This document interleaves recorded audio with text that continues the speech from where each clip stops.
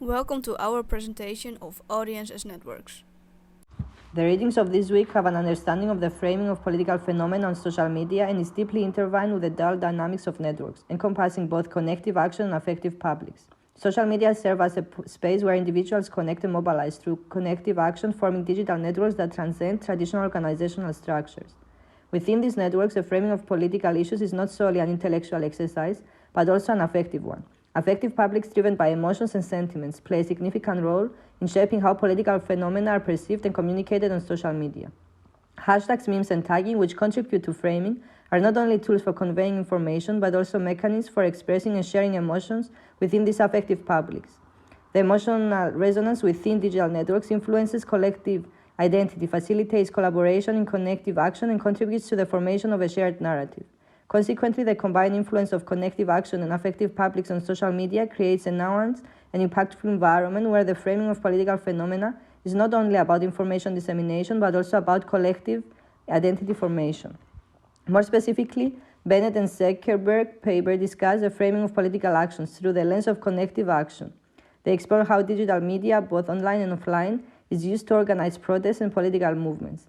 The emphasis is on the unconventional and leaderless nature of these movements, facilitated by social communication networks.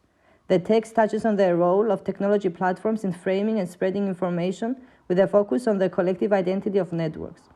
Papacharis's paper discusses the framing of political phenomena through the concept of affective publics. The text emphasizes the role of emotions and affect in storytelling on platforms like Twitter.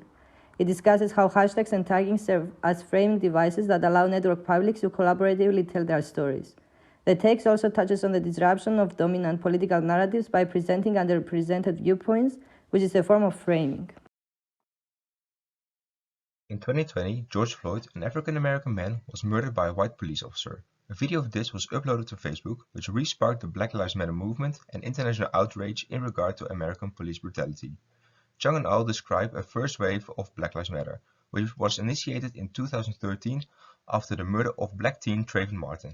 This wave was partially characterized by the usage of Twitter, now X, as a political discussion platform where people use hashtags to form political communities and educate casual observers.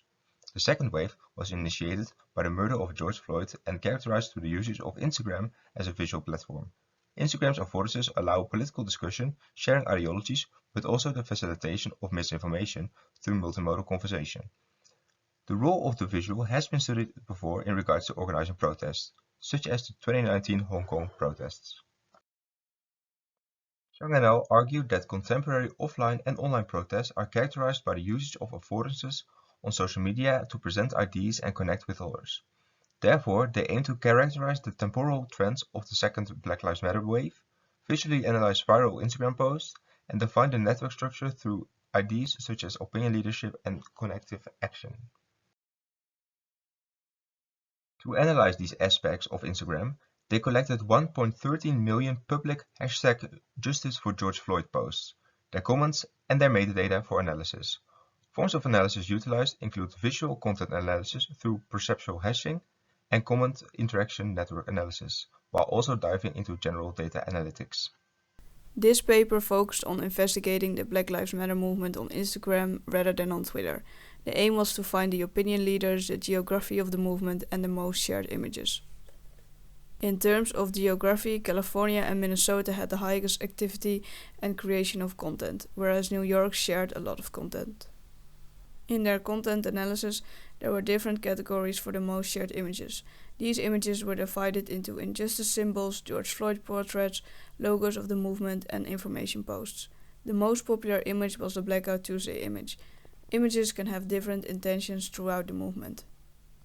The opinion leaders in this movement are not established organizations, but content creators who already have ties to the movement and an audience, such as artists, meme pages, and journalists.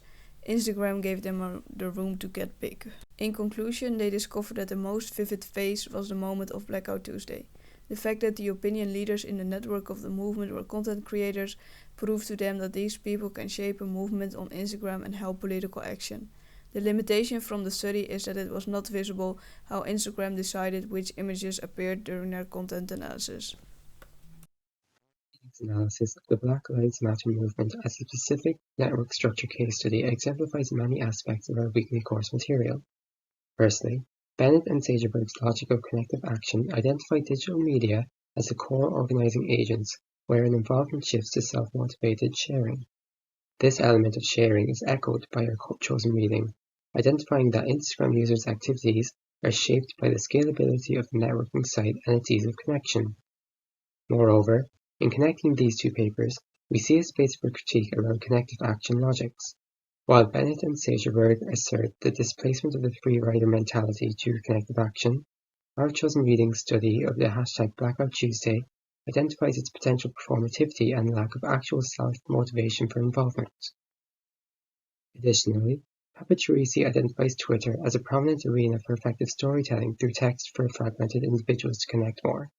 However, our chosen reading instead exemplifies Instagram's visual aspect as propagating the effective term within network publics. To them, photos and videos are a further enhanced form of storytelling, holding dense and powerful messages. And finally, on to our discussion questions. As discussed in our weekly material, a shift away from collective action towards connective action has moved the place of organizations and institutions towards the margins. However, our chosen reading notes the rise of new opinion leaders such as viral individual citizens and meme groups. Do you think that the emergence of key individual figures enhance or hinder connective action campaigns, originally meant to be decentralized? Connected to this, our reading briefly discusses the emergence of sub-networks/network variations such as Black Trans Lives Matter and Black Artist Lives Matter that emphasize specific fragmented facets of the wider movement. Like the previous question, does this feature enhance or hinder connective action campaigns, or how do they complicate it?